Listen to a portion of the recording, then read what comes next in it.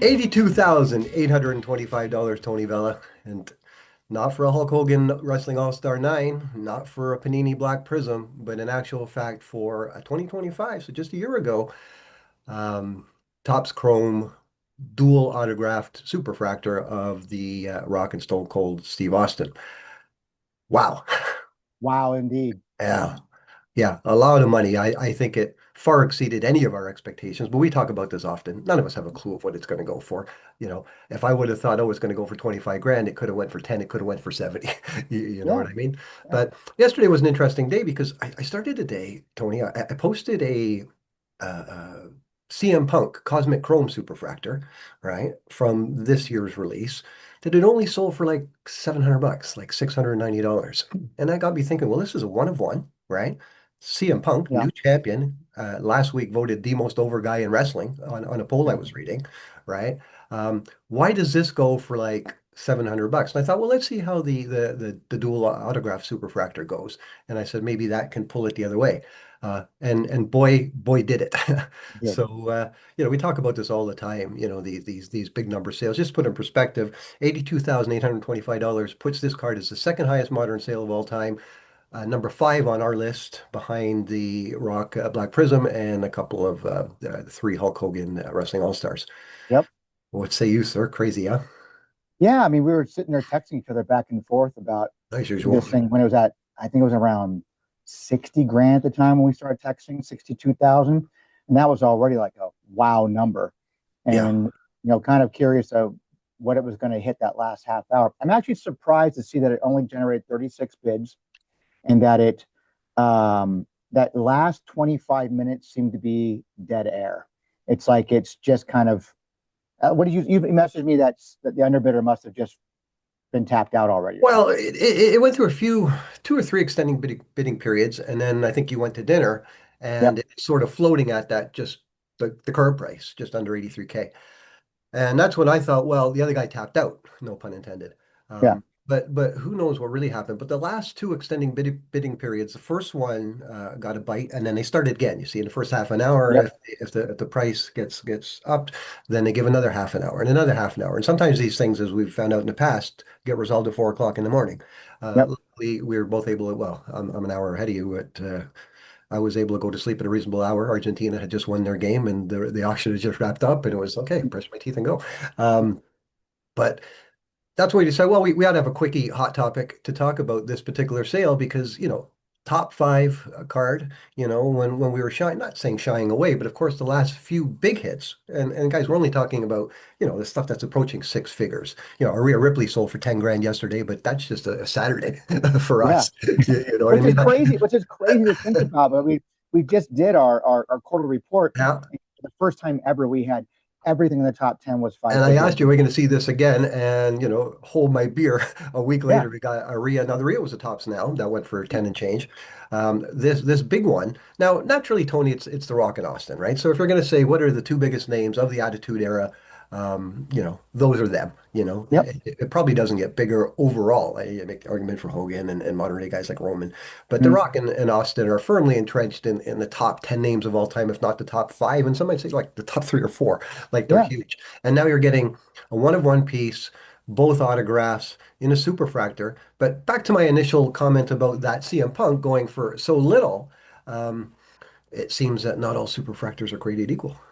No, no. And there's, I don't know what article you read about him being the most over guys like that, but It there's was a lot just of a poll. criticism.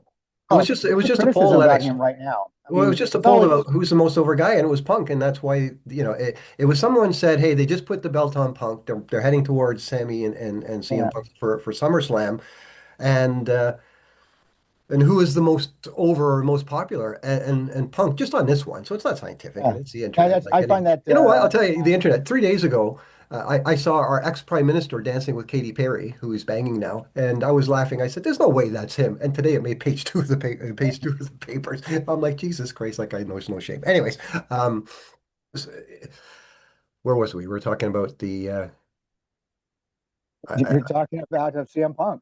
Yeah, oh yeah, that's right about the CM Punk thing. That on that particular poll or what have you, there he was voted as probably the most popular guy at the moment. Now, of course, that's subject to debate. So If he's a champ, he's the number one guy. Should not a one of one Superfractor? Now, this wasn't autographed, and a few people have said, well, it's a crummy looking card, but that doesn't seem to matter. The Black Prism is one of the ugliest rock cards. It's a nice looking action shot, but it's nothing special.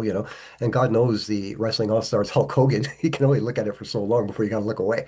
Um, I was surprised, like that's our delta. $700 at one end, 84K at the other. Now, of course, there's more of them in the low $1,000 range. But I always thought a Superfractor one of one, like you remember the Vinces, the Transcendents, Drake had them moving around the 34K mark, the Yep. 30,000, 40,000 in there somewhere. Um, but my question was, it was just a question, I'm not putting forth my opinion on whether I think anything is overvalued, if the market is oversaturated or anything like that, because I don't know. I really don't. I don't know real estate and I don't know cards, even though I spend my time doing nothing but talking about pricing in those areas. Um, but to me, it seems like um, that these superfractors at the lower end are doing well. But it's nice to see this one hit such a high tier, and it opens the door to are more coming. It seemed like the Wrestling All-Stars, they're not one of ones. They're cards, and some of these have traded. The same card is traded over and over for more dollars along Yeah. the way, and we mark it each time. Like this is value of cards through just ground roots, grassroots, Well, and egos get in the way of that kind of stuff too for modern stuff. Vintage is vintage. Vintage is finite numbers. yeah. There's and so uh, people like to argue that these are manufactured numbers, scarcity, manufactured scarcity, manufactured numbers kind of thing, and that's very true.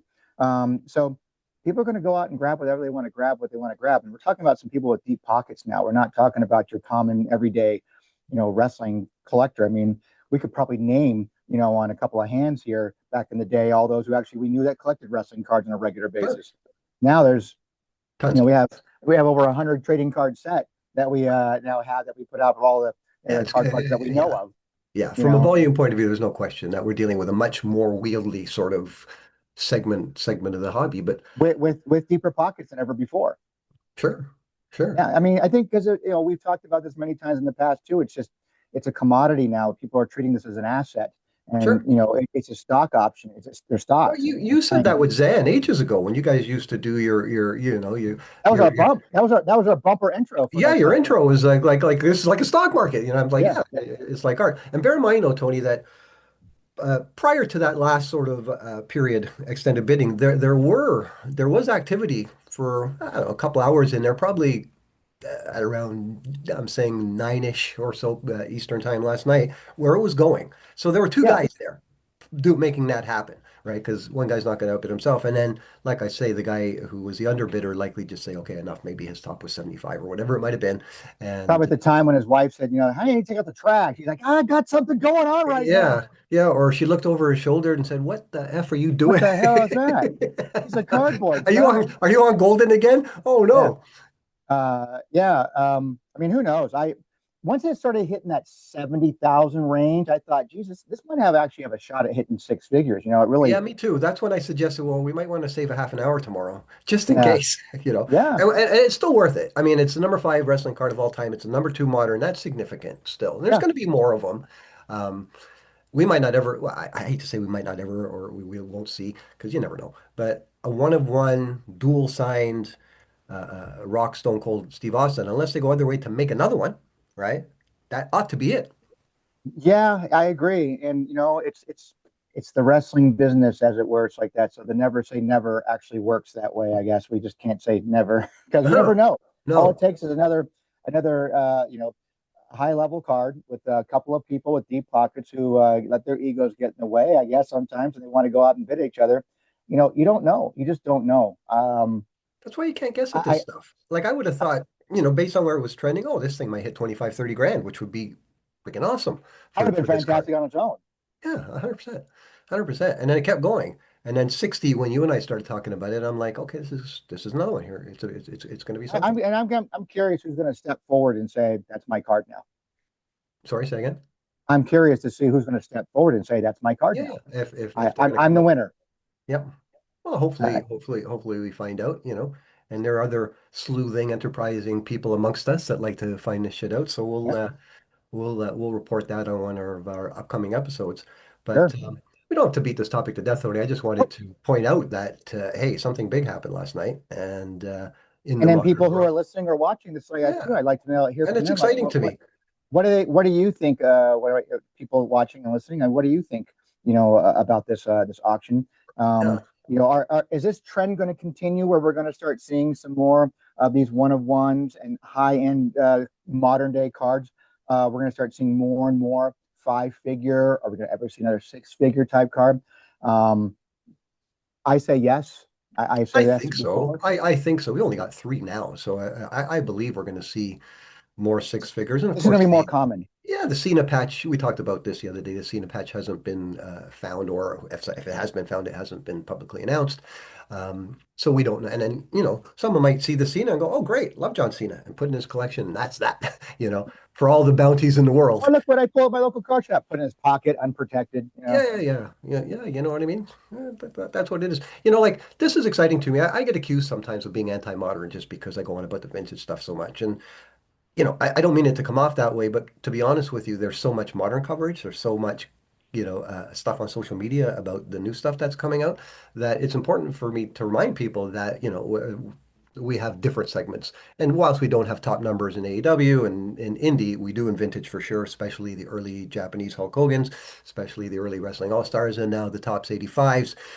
They're coming up. That's probably going to be the next big one, that Hogan, the yellow one and the blue one, so Sure. those plus special cards like this, where Topps decide, okay, let's make this a Superfractor, one of one, with The Rock and Stone Cold on card signature. Go market, pay big time. Yeah.